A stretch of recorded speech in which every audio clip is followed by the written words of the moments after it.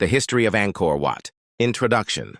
Deep in the lush jungles of Cambodia, hidden for centuries beneath vines and tropical forests, lies one of the most magnificent architectural wonders ever created by humankind, Angkor Wat. Known as the world's largest religious monument, Angkor Wat is not just a temple. It is a symbol of an empire's greatness, a masterpiece of devotion, and a window into the glorious Khmer civilization that once flourished in Southeast Asia. For centuries, it stood as the heart of a vast empire, its walls telling stories of gods, kings, wars, and legends. Today, Angkor Wat is more than just a UNESCO World Heritage Site. It is Cambodia's national pride, even appearing on its flag. But behind its grandeur lies a long, fascinating history. Let's journey back in time to discover the full history of Angkor Wat. From its foundation in the 12th century to its rediscovery in modern times. Chapter 1. The Birth of the Khmer Empire. To understand Angkor Wat, we must first understand the Khmer Empire, one of the greatest civilizations in Asian history. The Khmer Empire rose in the early 9th century under King Suryavarman II, who declared himself a Chakravartin, universal ruler, in 802 CE. This marked the birth of Angkor, a powerful kingdom that would dominate Southeast Asia for centuries. The empire stretched across present-day Cambodia, Thailand, Laos, and Vietnam, thriving on its mastery of agriculture, trade, and monumental architecture. The Khmers were brilliant engineers, building an advanced irrigation system with canals, reservoirs, and moats. This system transformed Cambodia's floodplains into fertile farmland, allowing them to feed a huge population and build immense cities. At its peak, Angkor was the largest city in the world, housing nearly 1 million people, far larger than London or Paris of the same period. It was within this golden age that Angkor Wat was born. Chapter 2. King Suryavarman II, the Visionary. The mastermind behind Angkor Wat was King Suryavarman II, who reigned from 1113 to 1150 CE. Suryavarman II was an ambitious and powerful ruler. He expanded the Khmer Empire through military conquests and diplomatic alliances, creating one of the most prosperous periods in Khmer history. But beyond his political achievements, Suryavarman dreamed of leaving behind a monumental legacy, a temple, so grand that it would reflect both his devotion to the gods and the eternal glory of his empire. Unlike earlier Khmer kings who built temples to the Hindu god Shiva, Suryavarman dedicated Angkor Wat to Vishnu, the preserver of the universe. This marked a shift in Khmer religious practices. He envisioned Angkor Wat not only as a place of worship, but also as his funerary temple, where his soul would be united with the divine after death. Thus, around 1116 CE, construction of Angkor Wat began, a project so massive it would take decades to complete. Chapter 3. The construction of Angkor Wat. The construction of Angkor Wat is one of the greatest engineering achievements of the ancient world. Materials and labor. Built primarily from sandstone, the temple required over 5 million tons of stone. Stones were quarried from Mount Kulen, about 50 kilometers away, and transported via a network of canals. Tens of thousands of laborers, artisans, architects, and slaves worked on the project. No iron tools or advanced machinery were used. Everything was carved and assembled by hand. Design and symbolism. Angkor Wat was designed as a symbolic representation of Mount Meru, the mythical mountain at the center of the Hindu universe. The 5 central towers symbolize the 5 peaks of Mount Meru. The vast moat surrounding the temple represents the cosmic ocean. The galleries and courtyards reflect different realms of existence, from the earthly to the divine. Its orientation is also unique.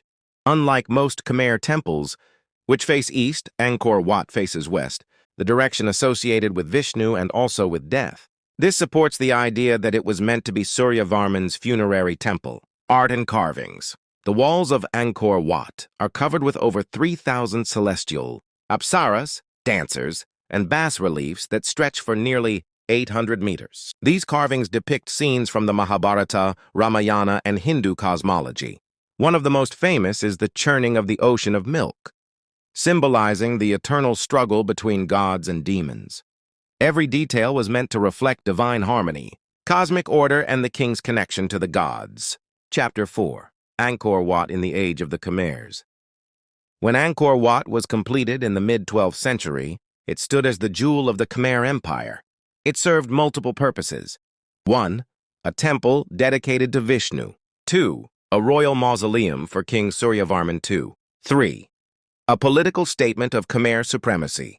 Under Suryavarman II, the temple was a vibrant religious and cultural hub. Priests, monks, scholars, and pilgrims filled its courtyards. Performing rituals and ceremonies, the surrounding city of Angkor flourished, with grand roads, markets, and thousands of homes. But the glory was short-lived. After Suryavarman II's death around 1150 CE, the empire fell into turmoil. Wars with neighboring states and internal conflicts weakened the kingdom. By the late 12th century, Angkor Wat faced neglect. Chapter 5. Transformation into a Buddhist temple. A century later, under King Jayavarman II, 1181-1218 CE, the Khmer Empire experienced a second golden age. But unlike Suryavarman, Jayavarman was a devout Buddhist. He built new temples such as Bayon and Ta Prohm, filled with Buddhist iconography. Although Angkor Wat had originally been dedicated to Vishnu, it was gradually transformed into a Buddhist temple. Statues of Buddha were installed, and many Hindu carvings were repurposed for Buddhist worship.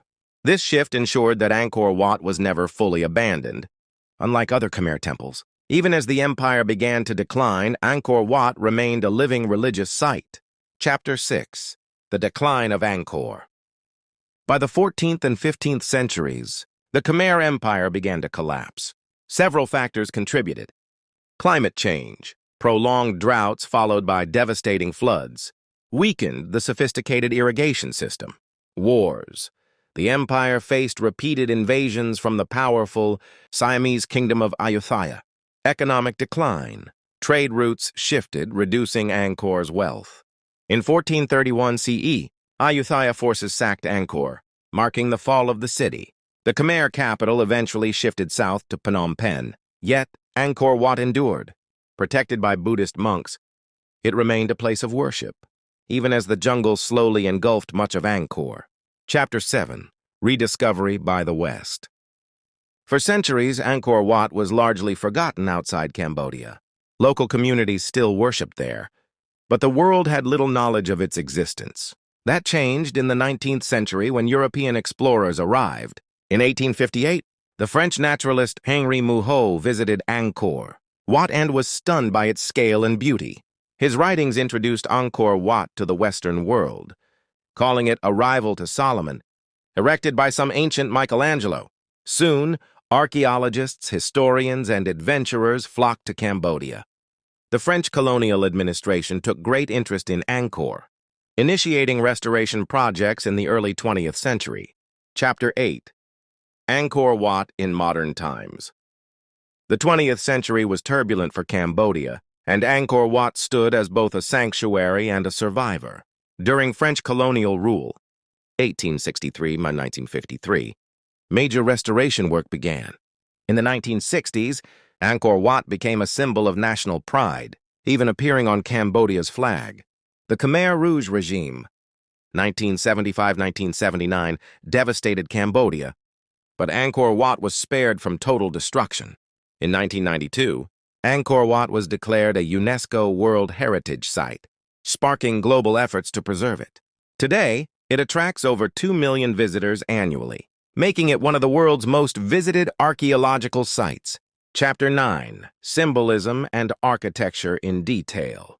To fully appreciate Angkor Wat, one must dive deeper into its symbolism.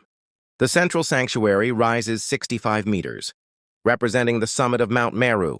Its concentric galleries symbolize the layers of the universe. The moat, nearly 200 meters wide, represents the oceans surrounding the world. Its alignment with the equinox is another marvel. During the spring and autumn equinoxes, the sun rises directly over the central tower, creating a breathtaking spectacle that reflects Khmer mastery of astronomy. Chapter 10. Angkor Wat's Legacy. Angkor Wat's legacy extends far beyond Cambodia. It represents human creativity and devotion, proof that faith can inspire monumental achievements. Khmer identity, a unifying symbol for Cambodians, appearing on their national flag since independence. Global heritage. Scholars consider it one of the 7 wonders of the world for its unmatched architecture. Conclusion. From its creation by King Suryavarman II in the 12th century to its survival through wars, decline, and rediscovery, Angkor Wat stands as a timeless symbol of resilience and beauty. It reflects the Khmer Empire's glory, the harmony of Hindu and Buddhist traditions, and humanity's eternal quest to connect with the divine. Today, as millions of travelers walk its causeways, gaze at its towers, and marvel at its carvings, Angkor Wat continues to inspire awe, just as it did nearly 900 years ago. It is not just a temple. It is the soul of a nation, the pride of a civilization, and one of humanity's greatest treasures.